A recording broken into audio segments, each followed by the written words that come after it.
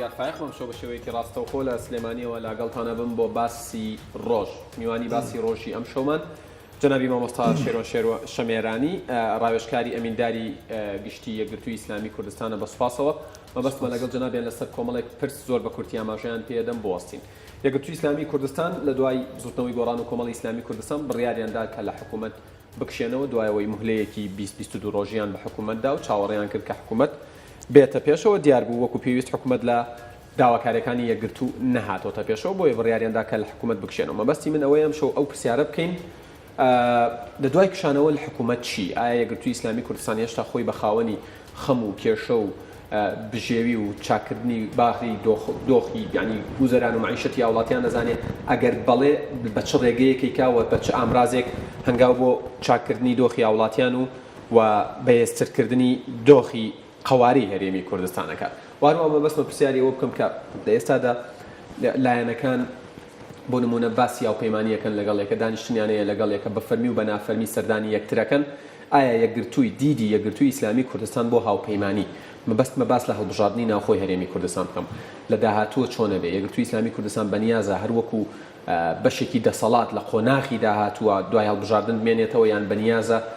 وەکو ئۆپۆزیسیۆن بەردەوامی بەکارەکانی خۆی بدات و ئایا ئەوان تێڕوانینیان چییە بۆ هەڵبژاردن یەکگرتووی ئیسلامی کوردستان پێی باشە کە هەڵبژاردن لە هەرێمی کوردستان هەڵبژاردننی ناوخۆ مەبەستم بەر لە هەڵبژاردننی عێراق بکرێ یان دوای هەڵبژاردننی عێراق بکرێ لەگەڵ کۆتایی هاتنی ئەو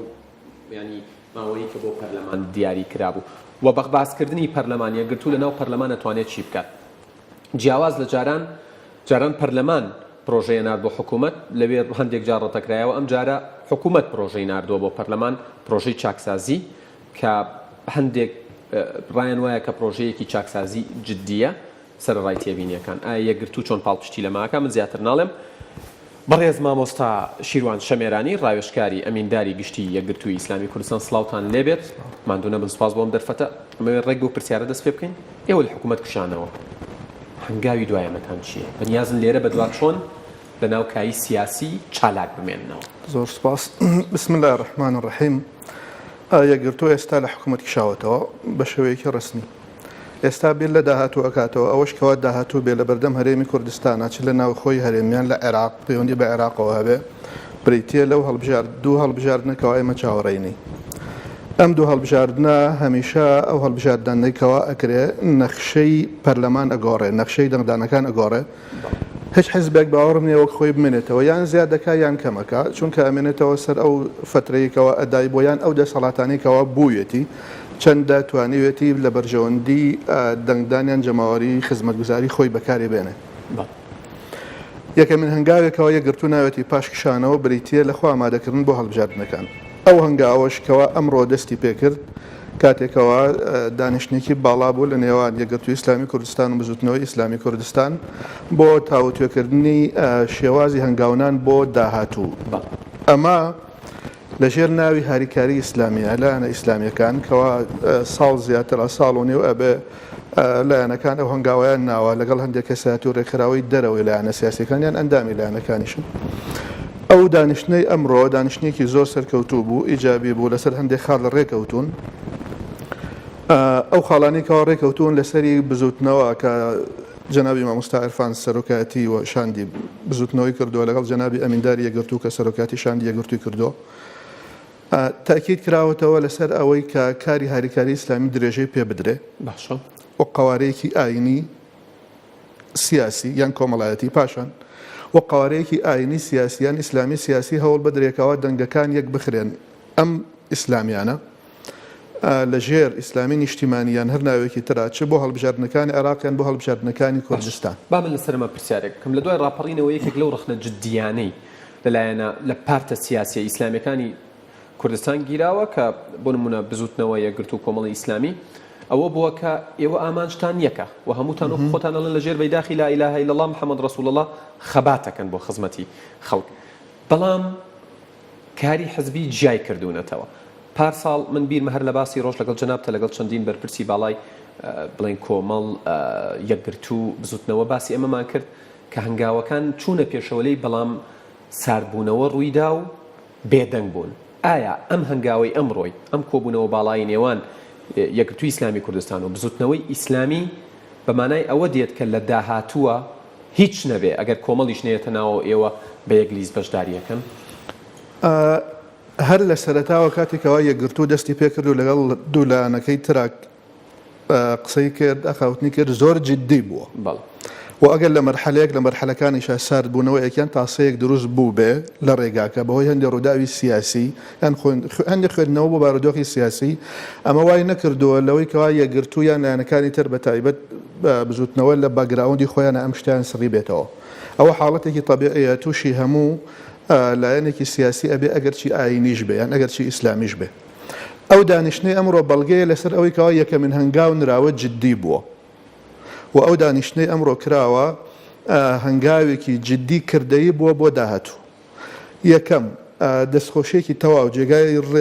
نرخاندنە و ڕێزلێنانەکە بزوتنەوەی ئیسلامی کوردستان کاتێکەوە بە شێوەیەکی سربەخۆیان کاندیدیانیان بەشداری ناکەن بە لیستێک لە هەڵبژاردنەکانی عێراق کەوا دەنگی خۆیان بدەن بە یەکگرتووی ئیسلامی کوردستان. ئەمە تەواوی دەنگەکانی بزوتنەوە لە هەڵبژاردننی عێراق بە فەرمی داوا کراوە دەنگدەرانی بزوتنەوە دەنگ بدەن بە لیستی یەکگرتووی ئیسلامی کوردستان بەو کاندیدەی کەوا خۆیان پێیان خۆشە. ئەمە قەرات ئەمە منوە ئەزانم هەنگاوێکی زۆر لە پێشە بۆ ئەوەی کەوا ئیشی لەسەر بکرێت. هەر لەم چوارچێوەشە بەتەمای ئەوە هەیە کەوا یەکگرتوو لەگەڵ بزوتنەوە لەگەڵ لایەنی تری دەرەوەی حیزبەکان دەرەوەی ئەم دوو حیزبە کەسایەتی ئیسلامیان ڕێکخراوەکان ئەوەی کەوا لە فترەی ڕابردوو لەگەڵ هەموو لایەنە سیاسی ئیسلامیەکان کاریان کردووە بۆ ئەوەی کەوا چوارچێوەیەکی ئیسلامی سیاسی تامن ئەڵێم ئیسلامی سیاسی وەستم ئیسلامی سیاسی نییە ئیسلامی سیاسیانە کاری سیاسی بکرێ بە مەرجعیەتێکی ئیسلامی دروست بکرێ بۆ هەڵبژاردنەکانی کوردستانی عێراق بۆ هەرێم باش. ئەمە بناغی بۆ دانراوە بەڵام شێوازی دروستکردنی و میکانیزمی جێبەجێکردن ئەوە لە چەند هەفتەی داهاتوو پێ ئەکرێ هەنگاو بنێڕێت چونکە هێشتا دیار نییە ئایا هەڵبژاردننی هەرێمی کوردستان کەی ئەکرێ بەڵام هەڵبژاردننی عێراق دیارە و هەنگاوی ئەوێ ئەمەش ئەوە ناگەێنێکەوە تۆ بڵێ ئەمانە ئیتر ئەوە کەنار کەوتون بۆ خۆیان و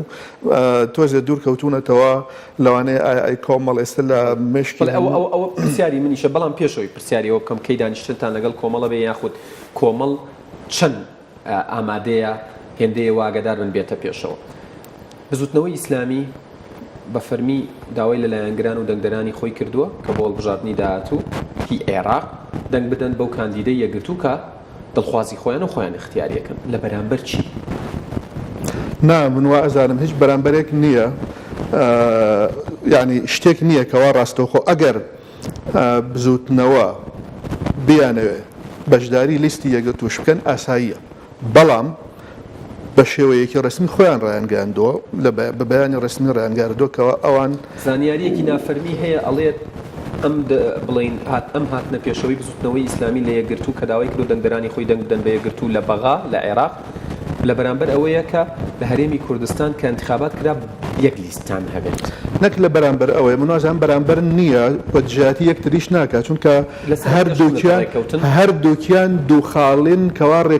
ڕێکەوتون لەسەری و قسەی لەسەر کراوە شتێک نییە ئەم لە بەرامبەر بە ئەم هەمووی بەیەکەوەیە یعنی ئەگەر بزوتنەوەی ئیسلامی بە لیستێکی سەر بەخۆشدا بەزیایە بۆ هەڵبژاردنەکانی عێراق یان لەگەڵ یەکگرتووە لایەنەکانی تری ڕێکخراوەکان بە تایبەتیان کەسایەتی ئیسلامی دەرەوەی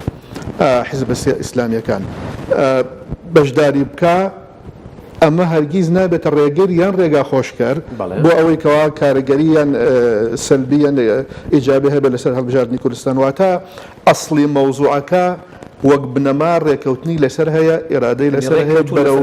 بەرەو پێشون مەبدەئیەن بەڵێ مەبدەئیەن بەڵێ بەڵام میکانیزم لە داهاتووە دانیشتنی لەسەر ئەکرێت چۆن و نەک تەنها یەکگرتو و بزوتنەوە بالمناسبە چونکە ئێمە ئەبێ بزانین هەوڵێکی دروستکردنی چوارچێوەیەکی هاوکاری ئیسلامی کاری ئیسلامی بووە لە ساڵۆنی ڕابردوو ئەمە ئەبێ بە هەند بگیرێ و ڕێزی لێ بنرێ و بشخوێنرێتەوە لە کاتی هەنگاوەکانی داهاتوو واتە نابێت سفر بکریان بکرێتە پشت مادام بزوتنەوە یەکگرتوو ئەوە ئیتر چوونە سەریاڵەکە بەڵام مەبەست ئەوەیە لێرە کە ئەبێ ئەم قەوارەیە هەبێ ئەم عنوانە ئەم ناونیشانە لە هەڵبژاردنەکانی داهاتووی هەرێمی کوردستان و عێراقا هەبێ بەم شکڵە ئەم 2 ساڵ ڕابردووەکەوە کارکراوە هەندێک وای ئەزانی سیاسەتکردنە خۆخەڵەتاندنە هەندێک شتێکە بەڵام لە زۆر لە دانیشتنەکانە بەتایبەت جەنابی ئەمینداری یەگرت و تاکیدی لەسەرەوە کردەوە کە دەستمان بر بۆ شتێک تا کۆتایی لەسەری ئەڕۆی. ئەمە دەست پێش خەریکێ بوو. ئەمە من ئەزانم ئیرادەی وەویستی هەموو لایەنەکان بووە و کەسایەتی دەرەوەی لایەنەکانیش وە جەماوەری ئیسلام دۆستیش ئەمەیان ئەوێ هەن یعنی جەماوەری کوردستان جەماوەرێکی مسلمانە بە هەدەر نەدان یان نەفەوتاندنی ئەو هەست و سۆزە خواویستی و ئیسلام خوازی کەوا هەیە ئەرکە ئەبێت کاری لەسەر بکەیت دەستی لێ بەر نەدەی نەهێڵی بڕوا بەم لاو بەولا پەرش و بڵاو بێتەوە ئەمەش خۆی خۆستێکی جەماوەریشە بەڵام دەست پێش خەریکیە بۆ من یعنی هەموو لایەنەکانە و ئیرادان هەبوو بەس بەبێت تەفاضل بەبێ ئەوەی کەوا ئەمبەی بەسەر ئەوە یعنی بەبێ ئەوە یەکەمین هەنگاو ئەوە بوو کە جەنابی ئەمیندار هەر لە هەولێرەوە داوەتنامەیەکی گەورەی ساز کرد لە ساڵی پێشووتر بووە ئەزانم لە مانگی حوتی 2016 بووە بزانم شتێکی ئاوا بوو لە هەولێر هەر لەوێەوە دەست پێکرا یەکەم هەنگاو لەوێەوە بووە. کۆمەڵی ئیسلامی چی؟ ئایا کۆمەڵی ئیسلامی بڕیارە بێتە ناو ئەم هاریکاری ئیسلامیەوە پێکەوە دەنگی ئەو کەسانەی کە بڕوایان متمانەیان بە ئێوە هەیە کۆبکەنەوە لە ئێستا؟ لە سەرەتاوە کاتێکەوە هەنگاوەکان نرا ئەم سێلایەنە بووە لەگەڵ کەسایەتی و ڕێکراوی دەرەوەی سێلایەنەکە یان ئەوانەی بە شێوەیەکی ڕاستەوخۆ ناڕاستەوخۆ کاری حزبەکەن و ڕاستەخۆ کاری مەدەنی ئەکەن بەڵام بە بەگراوندێکیان مەرجعیتێکی ئیسلامیەوە. سیاسەتی کوردستان ئاقاری زۆر یان بەر زۆر ڕێچکەیان ڕۆیشت لە ماوەی ڕابردوو هەر لەگەڵ جەناب تا باسی ئەم حاڵەتەمان کرد لە هەر لەم بەرنامەیە خوێندنەوەی سیاسی لەبەر ئەوەی کەوا هەڵبژاردن سیاسەتە حکوومەتداری و حکوومەتکردن و بەشداریکردن لە حکوومەت سیاسەتە هاوپەیمانی لەگەڵ لایەنەکانی کوردستان سیاسەتە. ئێمە لە کوردستانە 2 دائیرەمان هەیە بۆ ئیشکردن دائیرەیەکی فکری ترە فکری ئاینیان فکری ئەلمانی دائیرەیەکی نیشتیمانی سیاسی لە دەرەوە خزمەتگوزاری ئێمە هەوڵماندا بە دائیرەی یەکەم لە دائیرەی دووەمە خزمەت بکەین بەڵام هەندێک خوێندنەوەی سیاسی وای کرد کەوا حەزی کرد اختراقی دائیرەی یەکەم بکرێت بڕاستەوخۆ بۆ دائیرەی دووەم و هەندێک ناونیشان نەخوێنرێتەوە. ئەوە بوو کە جەنابەت ئەڵی ساردکردنەوە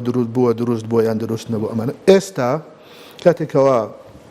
کۆمەڵی ئیسلامی بە شێوەیەک لە شێوەکان خوێندنەوەیەکی تایبەتی بووە بۆ هەندێک هاوپەیمانی سیاسی لە کوردستانە ئەمە نابێتە مایەی ئەوەی کەوا ڕێگر بێت لەوەی کەوا کۆمەڵیش بێتەوە ناو ئەم ئەرزی واقع کراوەیە یعنی مەسئلەکە ئەمە پرسیارەکەم باداڕێژمەوە ئێوە ینی مبادرەتان کردووە لەگەڵ کۆمەڵە قسەتان کردو بۆی دانیشتن چۆن لەگەڵ بزوتنەوە دانیشتون تا ئێستا تا ئەم دقیقەیە من وازانم ئەوەندەی دانیشتن لەگەڵ کۆمەڵا کراوە ئەوەندە لەگەڵ بزوتنەوە نەکراوە بێهیوا بوون لێیان نەک بێهیواوە پێچی هەر لە کەناڵەکانی جەنابتانەوە یان لە شوێنی تریشەوە ئەوان بەڕاستەو خۆیان بە ناڕاستەوخۆ بە باشیان نەزانی بێ لەبەرەوەی پێیان وایە دەنگی ئەوان سابتە و زیاد دەکات دەنگی ئەوە کەمە بێت پێچێ ئەو خوێندنەوەیان هەبیان پێچێ ئەوان دیدێکی تریان هەبێ بۆ شێوازی داهاتووی کاری سیاسی لە هەرێمی کوردستانە. کاری سیاسی مەرحەلیە تۆ کاتێ ئەوە ئێستا ئەم هەنگاوە ئەنەی ئەمە ناتبەسێتەوە کەوا 10 ساڵی کەش هەروە بنەی یعنی کەوا لەوەی خوێندنەوەیەکی داهاتوو بە شکلێک لەم شکلەکان بێت لەلایەن برایانی کۆمەڵەوە بەڵام دیسانەوە ئەڵێم ئەمە ئەوە ناگەیەنێ کە تۆ بڵێ کۆمەڵ تۆ خوا حافیز یا من خوا حافیز لە تۆ ئێمە خوا حافیز لە تۆ نە لە هەر دەرفەتێکە لە هەر کاتێکە قەناعەتیان کرد بە تەواوی کەوا ئەم قوارەیە بوونی ضرورە و باشە ئەو زۆر ئاساییە هەر پاری لێ دێتەوە یعنی هەرۆک چۆن پار هەرگرتووی ئیسلامی کوردستان جارێکی تر دەست پێشخەری ناکاتەوە چاوەڕی وەڵامی کۆمەڵە بەم قسەیە بێت مەسەلەکە دەست پێشخەری و دەست پێشخەری نییە من وا ئەزانم ئەوەندە هەنگاو نراوە سەرەی ئەوانە یعنی ئەمەوێت ئەوەم لا ڕوونێتەوە من ئەوە ئەڵێم کاتی قسەکردن تەواو بووە باش کاتی قسەکردن تەواو بووە هەموو کەس ئەوەی کەوا پێی بووە ئەو بەڵگانەی کەوا پێی بووە ئەو دیدەی کەوا بوویەتی لە ڕابردووە دانیشتن درێژە 7-8 سەعاتیەکان هەمووی تەڕح کراوە کەواتە بەڵگە و وەڵامدانەوەی بەڵگە و قسە و ئەمانە من ئەزانم ئەم مەرحەلەیە کۆتایی پێ هاتووە. ئێستا ئەو دانیشتنەوەی ئەمڕۆ لە نێوان یەکگرتوو بزوتنەوەی ئیسلامی لە ئاستی کەسی یەکەم من ئازانم ئەوە یەکەمین هەنگاوە بۆ بەکردەییکردنی ئەو قسانێکەوە لە ڕابردووە کراوە. باسی ئەو کەسایەتی و ئەو کەسە دیارانت کرد کە کار ئەکەن لە بواری کۆمەڵگەی مەدەنی لە بواری سیاست بەڵام بە باگراوندێکی فکری ئیسلامیەوە با بڵێن. پرسیارێکی ناباوەکەم چی سەبارەت بە سەلەفیەکان ئەو ترێت ینی بوون منە کۆمەڵی خەڵکەیە لە چواردەوریانن خۆشیانەوێن بڕوایان پێیانە ینی پەلی جیاوازی لێ جیابێتەوە وەکو بوتم لە سەرەتاوە هەمووی لەژێر ئاڵای ئیسلام. ئایا مبادرەتان بۆ ئەوانی شەبێت ئەوانش بێنە ناوە بۆی بازنەکەتان فراوانتر بێت و زۆرترین مسلمان و ئیماندار وەکو خۆتان ئەڵێن لە خۆی بگرێ؟ میلەتی کورد هەمووی مسلمان و ئیماندارە. باش ئەوەی مسلمانە بەدیدی پارتی ئیسلامی ینی بەدیدی ئەوەی کە حزبی ئەوەی بێوێت لە ناو بەمەرجێتی ئیسلامی کاری سیاسی بکات. بەڵێ بزەبێت. سەلەفیەکان چەند جۆرێکن. هەیەە ئەسڵەن قەناعەتی بەکاری حزبی و سیاسی نییە. هەیە ئەسڵن دیموکراسی لەوانەیە پێچێت بە ناشەرعی و ناجایز و ئەگەر بە کوفریشی بزانێ نابێ منافەسەی سڵتا بکرێ بە شێوازی دیموکراسی ئەبێت دابنیشی تا خۆی ئەگۆڕێ یان بە هەر حاڵەتێک هەشیانە نەخێوان نییە. ڕاستە خۆی ڕاستەوە خۆ تەدەخولی سیاست ناکە بەڵام قەناعەتی نێگەتیڤانەی نییە بە بەشداریکردن لەگەڵ ئەوانە بەڵێ لینک هەیە قسە کراوە چونکە کاری ئیسلامی بۆ گێڕانەوەی یان زیاتر نزیککردنەوەی خەڵک لەخوا بەم تعبیرە بڵین ئەگینا هەمومان هەر لەگەڵ خوا هەر پەیوەندێکمان هەر هەیە لە چوارچێوەی حزبی ئیسلامیە تەسک نابێتەوە قەتیس نابێتەوە. بۆیە من ئەو پرسیارم کرد تۆ ناو لە سەرەتاوە ناوت هاریکاری ئیسلامی. بەڵێ وایە فعلا ئەزانی ئەم لایەنە ئیسلامیانە بەشێکن لەو ئیسلام دۆستانەی ناو کۆمەلگای کوردستان واتە وتەبێژی ئیسلام نین و تەنها لایەنێکی کاری ئیسلام خوازی و ئیسلام دۆستی نین. بۆیە قسەکردن لە چ سۆفیش سۆفیەکانیش بە هەمان شێوە بە یەک چاو لە ناو دائیرەی ئیمانیە لە ناو دائیرەی ئیسلامیە کاری سیاسیکردن بەڵێ لەگەڵم ئەنە هیچ مەناعەتێک نییە بۆ هیچ کەس. باش ئەمە گفتوگۆیەکی زۆر درێژە بێ ئەگەر بەردەوام بین لەسەری بەڵام لێرە ڕای ئەگرین بۆەوەی بابەتی دیکەش خەڵکی دیکەش ئیشی لەسەر بکات. کشانەوەتان لە حکوومەت بەمانایەوە دێکەوە لێرە بە دواوە ئۆپۆزیسیۆن بوون. ئۆپۆزیسیۆن چەند جۆرە. بەڵێ ئۆپۆزیسیۆنی سلبی هەیە ئۆپۆزیسیۆنی شەرفرۆشتن و شەڕەنگێزی هەیە ئۆپۆزیسیۆنی دڵسۆزانە و ئیجابی و هاوکاریکردن و ئاماژەگاری کرد. یەکگرتوو بە تەمەنی خۆی لەو جۆرە بووە لەبەرەوە کاتێکەوە ڕەخنەشی گرتووە بە ڕەخنەکانی ئەوە بە دڵسۆزانە بۆ لەوانەیە بەرامبەرەکەشی پێ ئیستیفزاز نەبوو بێ ئەوە کەلیماتی هەڵبژاردۆ ئینتقای کردو. بەڵێ تەنانەت تێبینی ئەوەش دروست بوو کە لە دوا وتاری جەنابی ئەمینداری گشتی یەکگرتووی ئیسلامی کوردستان سەرڕایەوەی وتاری کشانەوە بوو لە حکوومەت بەڵام وتارێک بوو بە ئینسافەوە مە ڕەئی من نییە ینی بە ڕەش و بە گەشت وترا. یەکگرتوو دوژمنایەتی لە هەرێمی کوردستانە لەگەڵ هیچ کەسێکە ناکە. دەرچوون لە حکوومەت واتای هەڵکردنی ئاڵای دوژمنایەتی نییە لەگەڵ حکوومەتە بەڵکو ئەو قسانەی کەوا جەنابی ئەمیندار لە بەلاغەکەیە کردیان هەرەوەی و نەزیاترە و نەکەمتر. لەبەر ئەوە ئۆپۆزیسیۆنی یەکگرتوو هەر بەو شکلە ئەبێکەوە جەنابەت ئێستاوتن لە هەر شوێنێکە قسەی باش بوو یەکگرتوو بەخیلی ناکە و لە هەر شوێنێکیشا پێویستی بە ڕەخنەگرتن کرد یەکگرتوو ڕەخنەکە ئەگرێ بەڵام دوژمنایەتی حکوومەت یان دوژمنایەتی هیچ لایەنێک ناکە. لە هەڵبژاردننی داهاتووی کوردستان هەوڵ ئەدەن بچنەوە دەسەڵات؟ ناوە هەڵبژاردننی داهاتوو ئەو کاتە ئەزانێ ڕێژەی ئەو دەنگێکەوە وەریەگری ئەو پێگەیکەوە پێت ئەدرێ ئایا زەڕۆرە لە دەسەڵاتابی مەرج نییە حزب نەک 10 کورسی 15 کورسی 25 کورسی شت هەبێ مەرج نییە لە حکوومەتابی احتیمال هەندێک جار لە ئۆپۆزیسیۆن بتوانانی خزمەتی جەماوەر زیاتر بکەیت لە دەسەڵاتابی پاشان لەلای ئێمە دەسەڵات و حکوومەت دوشتی گیان لە شەرقا دەوڵەت و حکوومەت دوشتی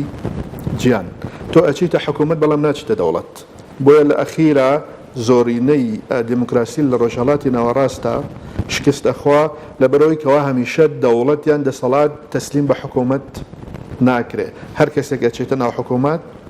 شکست دەخوا بەڵام ئەمەش ئەمێنێتەوە بۆ تەقدیراتی دوایی هەڵبژارد. باشە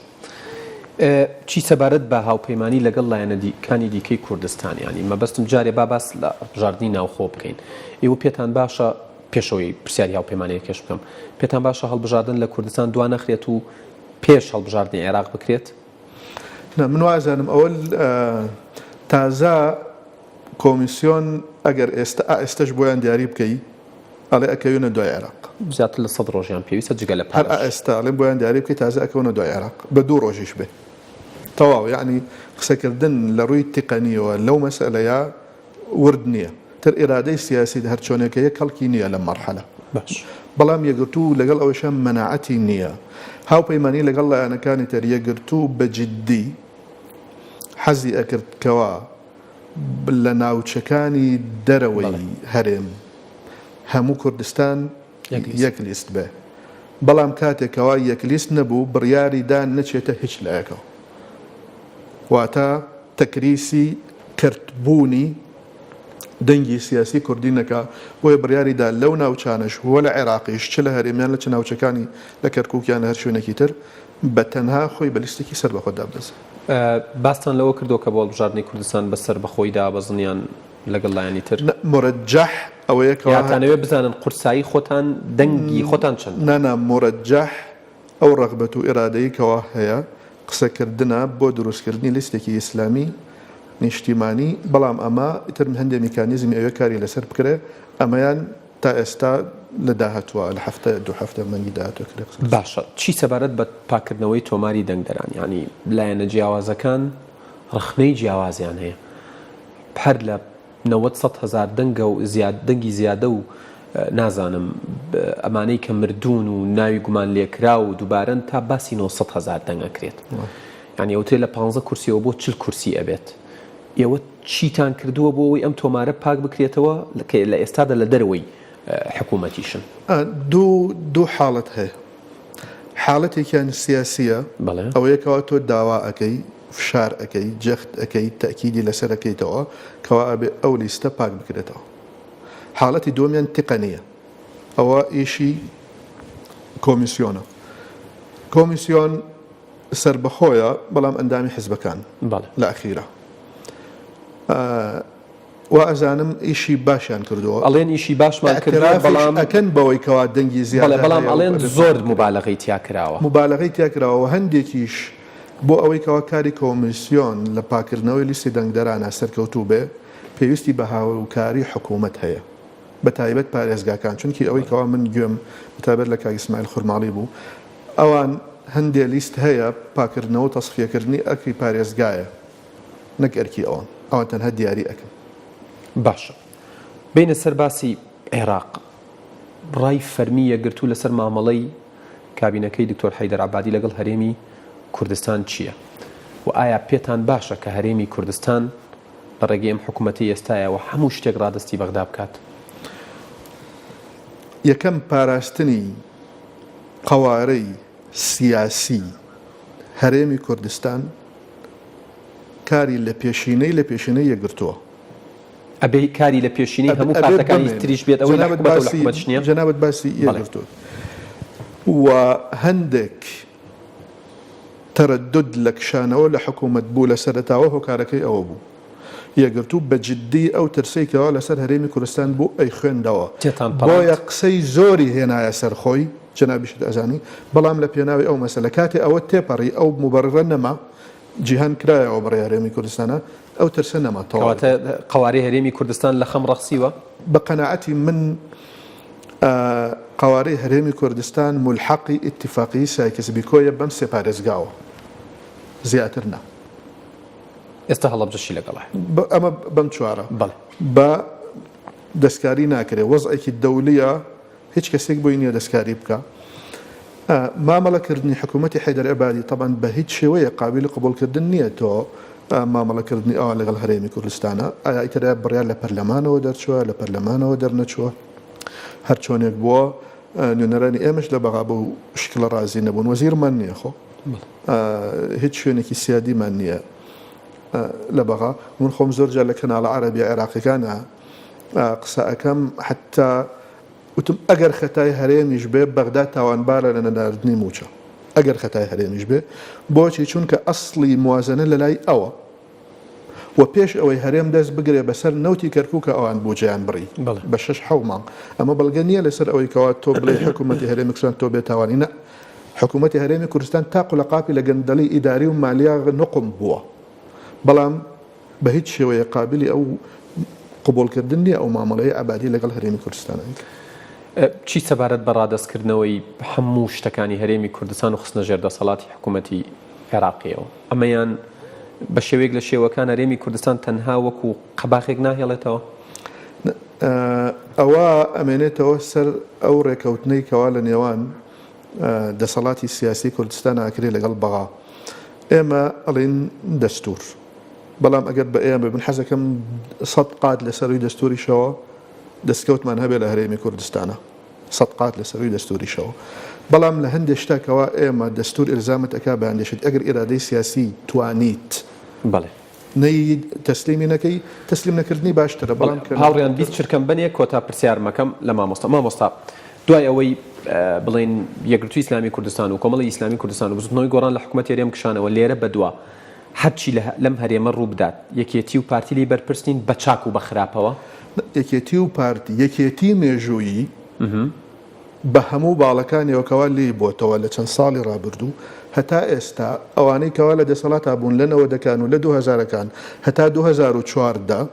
هەمویان دەستی ڕاستە و خۆیان هەیە لەگەڵ پارتی لە ئەم بارودۆخی کەوا ئێستا لە هەرێمی کوردستان لێرە بە دواش ئەگەر سەروەری شەبێت هەر مڵکی ئەوانە ئەگەر شکستی شەبێر مڵکی ئەوانە بەدیدی ئێوە مەسەلەکە ئەبێ بە چاکەکەشیان بڵێ چاک بە خراپەکەشیان بڵێ خراپ بەڵێ مامۆستا شیروان شەمێرانی ڕاوێژکاری ئەمینداری گشتی یەکگرتووی ئیسلامی کوردستان زۆر سپاس بۆم دەرفەتە سپاس بۆ زانیاریەکان ماندوونم بەڵێ بینەرانی ئەزیز تا باسی ڕۆژێکی دیکە ئێوە و کوردستان لە ئەمانەتی خوادا بن کاتێکی خۆش دەست خۆش